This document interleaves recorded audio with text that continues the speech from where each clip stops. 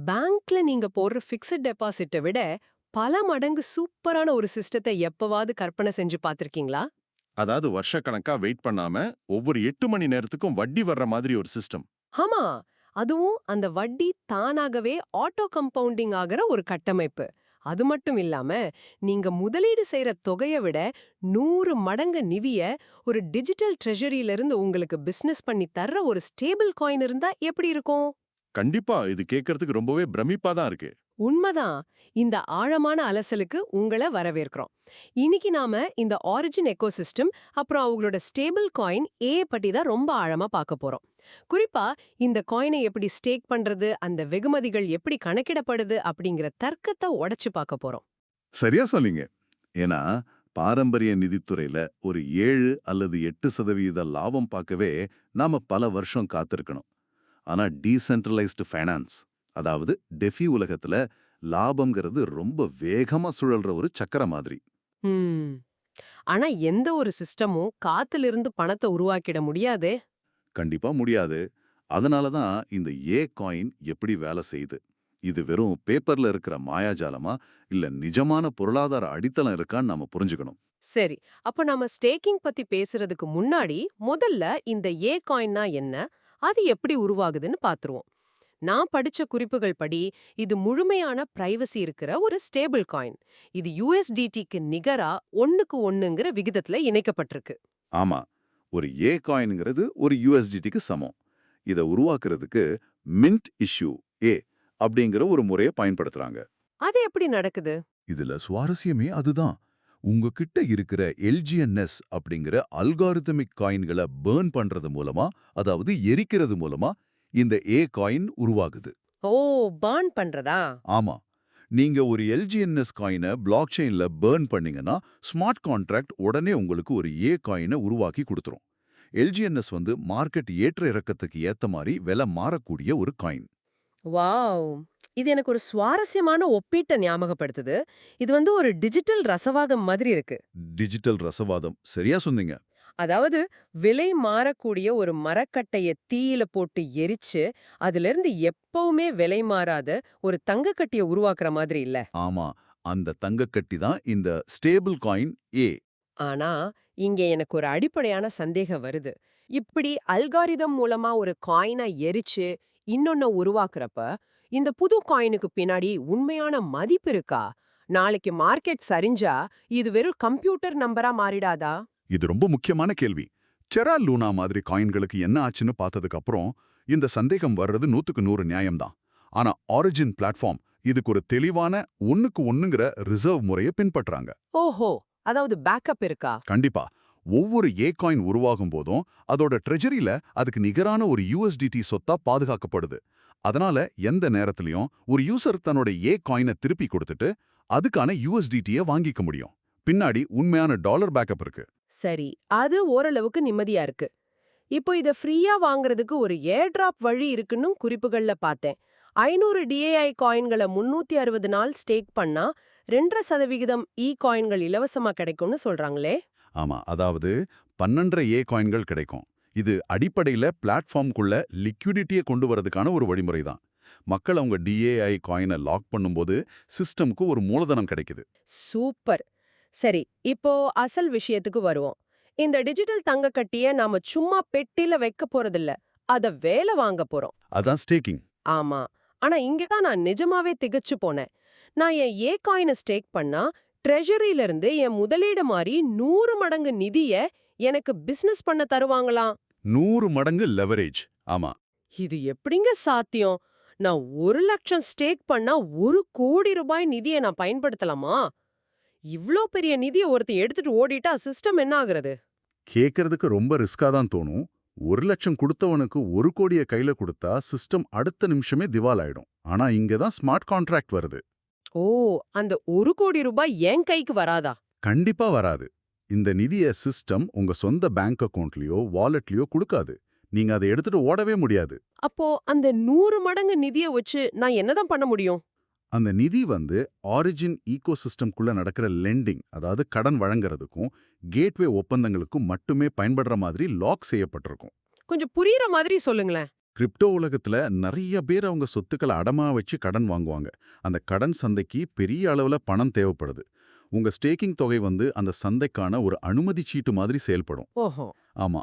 அந்த 100 மடங்கு நிதியே ஸ்மார்ட் கான்ட்ராக்ட் தானாகவே கடன் கேட்கறவங்களுக்கு கொடுத்து அதுக்கான வட்டியை வசூலிக்கும். ஒருவேளை கடன் வாங்கினவர் அல்ல திருப்பி தரலன்னா, இல்ல அடமான வச்ச கிரிப்டோவோட விலை கிடுகிடுவே சரிஞ்சிட்டா என்னாகும்? அங்கதான் பிளாக் செயின் அல்காரிதம்கள் மனுஷங்களை விட சூப்பரா வேலை செய்யுது. கடன் வாங்கினவர் வச்சிருக்க அடமானத்தோட மதிப்பு ஒரு குறிப்பிட்ட எல்லைக்கு கீழே போனா, ஸ்மார்ட் கான்ட்ராக்ட் வித்துருமா? ஆமா, எந்த ஒரு மனுஷ குறுக்கீடும் இல்லாம அடுத்த மில்லி செகண்ட்ல அந்த அடமானத்தை வித்து நிதியை திரும்ப எடுத்துரும். அதனால சிஸ்டம்க்கு இழப்பு வராது. இதுல கிடைக்கிற லாபத்துல ஒரு பகுதி தான் ஸ்டேக் பண்ணுவவங்களுக்கு வெகுமதியாவாரு. இப்போ தெளிவா புரியுது. நான் ஒரு ஆட்டோமேட்டிக்கான அடமான கடைக்கு என் பணத்தை உத்தரவாதமா கொடுக்கறேன். அந்த கடை 100 மடங்கு பெரிய வியாபாரம் பண்ணுது, நஷ்டம் வராம அல்காரிதம் பாத்துக்குது. சரியா சொன்னீங்க. அதுல வர்ற லாபம் உங்களுக்கு வருது. சரி, இப்போ ஒரு சாதாரண முதலீட்டாளருக்கு டெய்லி எப்படி லாபம் வருதுன்னு பாப்போம். அந்த வெகுமதி கணக்கீடுகள் தான் ரொம்ப முக்கியம். இந்த சிஸ்டம் 8 மணி நேர சுழற்சியை பின்பற்றுதுன்னு சொல்றாங்க. ஆமா, பேங்க்ல வருஷத்துக்கு ஒரு தடவை வட்டி வரும். ஆனா இங்க ஒவ்வொரு 8 மணி நேரத்துக்கும் ஒரு தடவை உங்களுக்கு வெகுமதி கிடைக்கும். அப்போ ஒரு நாளைக்கு 3 தடவை. இதுக்கான கணிதத்தை பாப்போம்.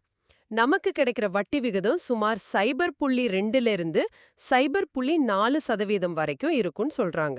ஆமா, ஒவ்வொரு 8 மணி நேரத்துக்கும். ஒரு உதாரணத்துக்கு, என்கிட்ட 105 காயின் ஸ்டேக்கிங்ல இருக்குன்னு வச்சுப்போம்.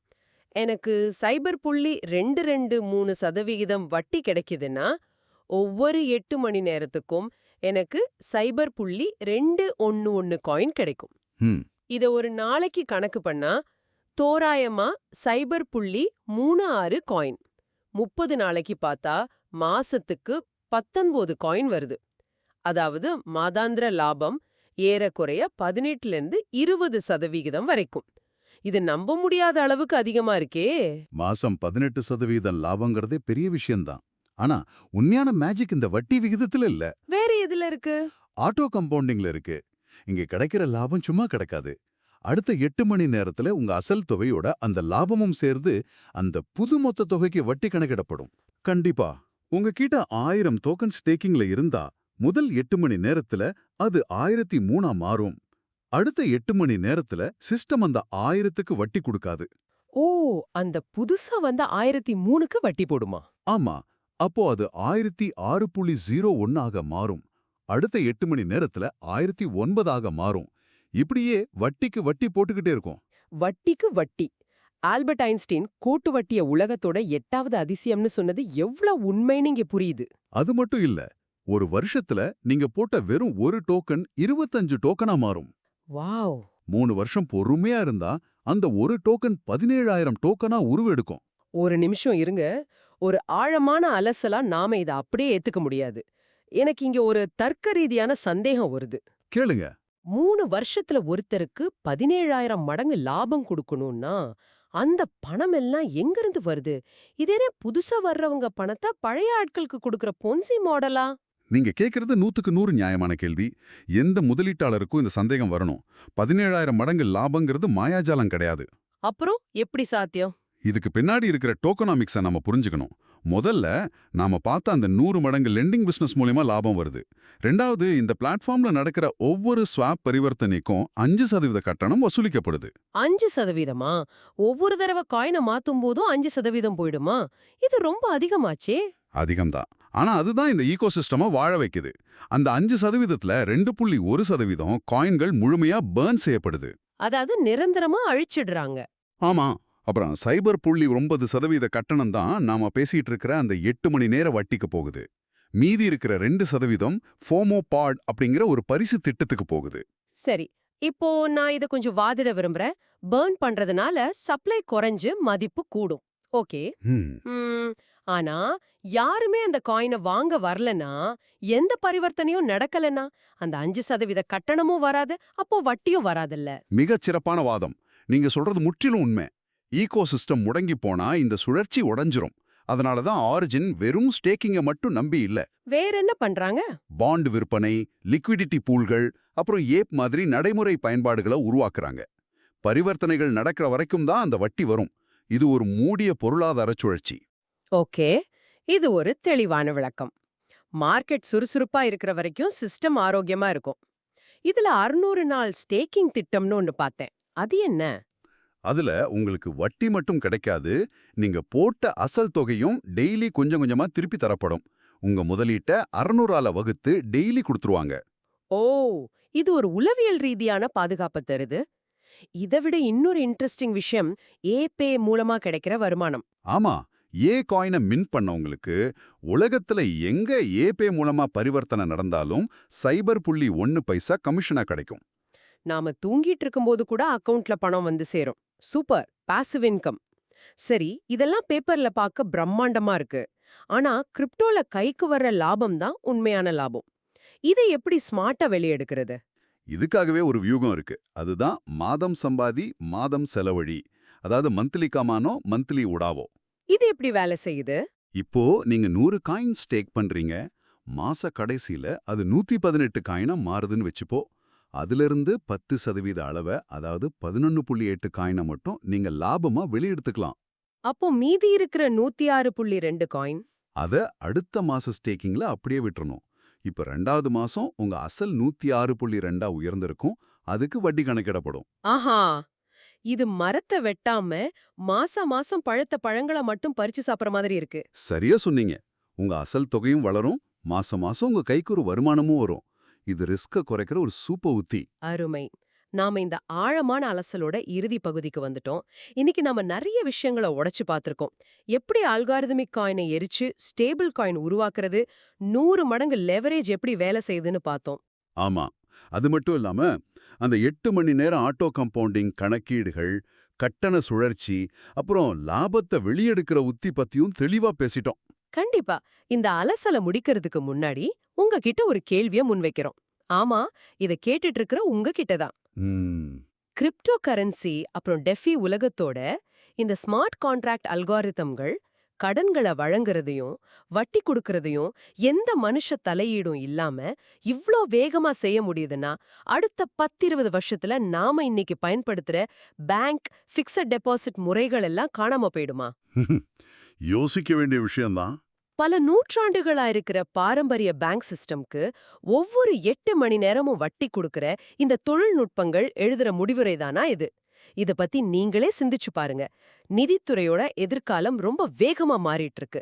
மீண்டும் ஒரு சுவாரஸ்யமான ஆழமான அலசல்ல உங்களை சந்திக்கிறோம்.